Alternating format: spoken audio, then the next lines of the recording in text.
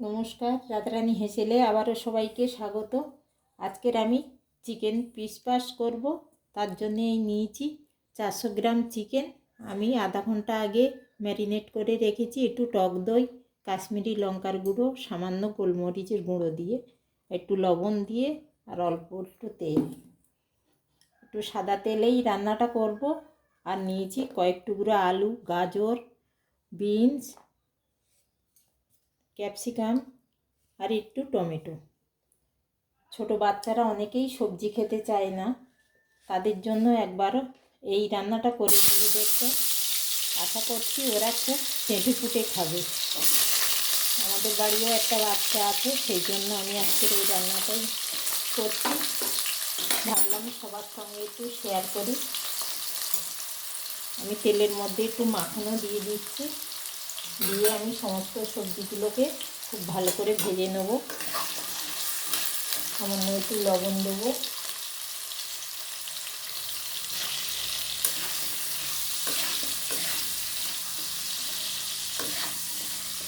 দিয়ে আমি সবজিগুলোকে ভেজে নেব ভালো করে।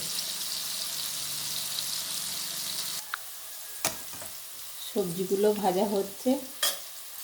আমি এই পর্যায়ে আমি বাসমতি চাল 2 বাটি ভিজিয়ে রেখেছিলাম 2 ঘন্টা আগে, সেটা এবার জল ঝরানোর জন্য রেখে দিচ্ছি।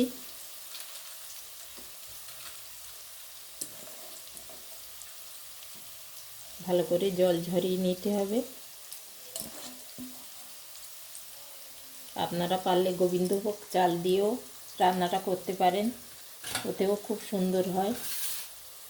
আমার আজকের বাসমতি রাইসটা ছিল বলে আমি ওই জন্য বাসমতি রাইসের পিস পাসটা রান্না করছি।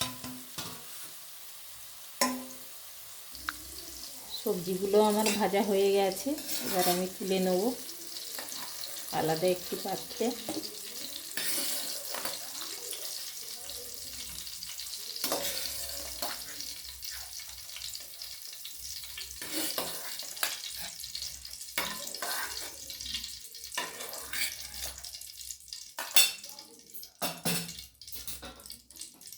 এই তেলের মধ্যেই আমি দিয়ে দেবো একটা মিডিয়াম সাইজের পেঁয়াজ কুচি, একটা শুকনো লঙ্কা, 2টো তেজপাতা, লবঙ্গ, দারচিনি,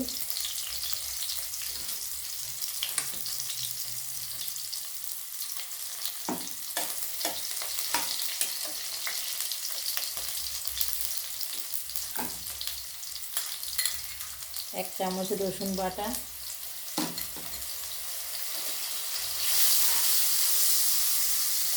এটা এলাচও দিয়ে দিয়েছি।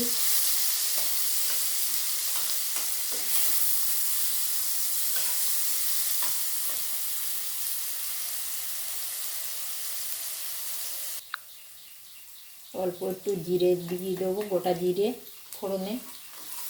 এবার আমি চিকেনগুলো দিয়ে দেবো।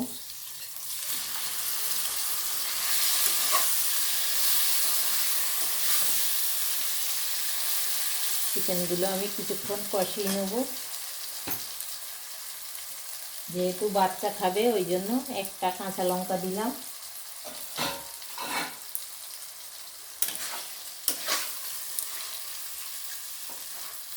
আমি একটু চিকেনগুলো কষিয়ে নিই। চিকেনগুলো বেশ ভালো করে আমি একটু ভেজে নিয়েছি। এবার আমি মটরশুঁটিগুলো দিয়ে দেবো আর টমেটো কুচিগুলোও দিয়ে দেবো, দিয়ে আবারও একটু কষিয়ে নেব।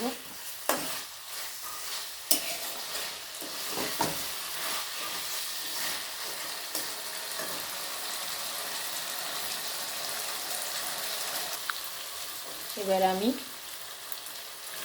জল ঝরানো চালগুলো দিয়ে দিলাম,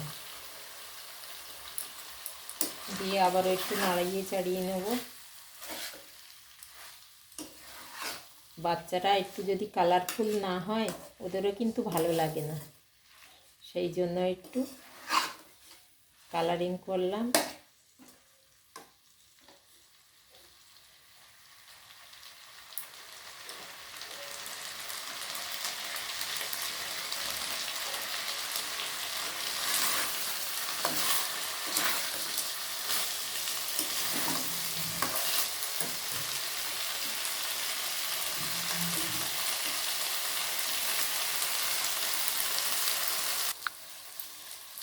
আমি এরকম বাটির 2 বাটি চাল নিয়েছিলাম, সেই জন্য এরকম বাটি মেপেই আমি জলটা দিয়ে দেবো। 4 বাটি জল দিয়ে দেবো।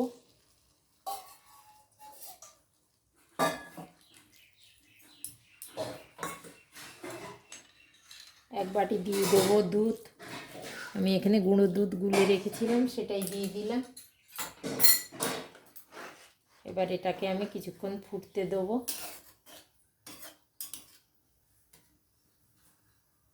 সবজিগুলোও আমি দিয়ে দেবো।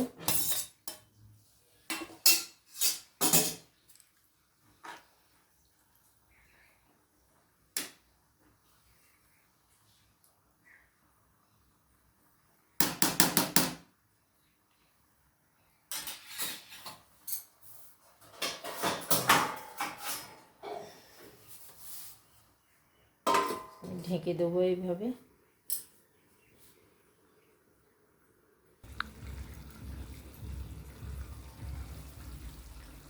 আমার চিকেন পিস প্রায় হয়ে এসছে। এইবার আমি কিছুটা জিরে, অল্প একটু ধনে গুঁড়ো করে রেখেছিলাম ভেজে, সেই মশলাটা দিয়ে দেবো উপর থেকে।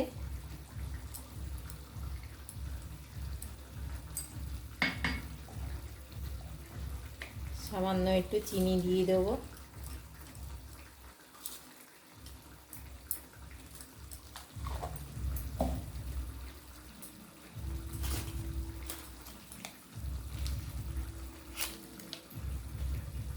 মাখন দিয়ে দেবো।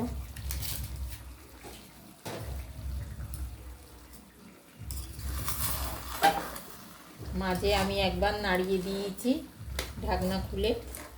দেখুন আমার রান্নাটা প্রায় হয়ে গেছে। কত সুন্দর সেদ্ধও হয়ে গেছে, আলু টালু সব কিছুই খুব ভালোভাবে, গাজরও খুব ভালোভাবে সেদ্ধ হয়ে গেছে, কেটে যাচ্ছে। সামান্য একটু জল আছে, এটাও শুকনো হয়ে যাবে। প্রথমে জোর দিয়ে তারপরে একটু জোরটা কমিয়ে দিয়েছিলাম। আমার পিস প্রায় হয়ে এসছে। এবার একটু গরম মশলা দেব।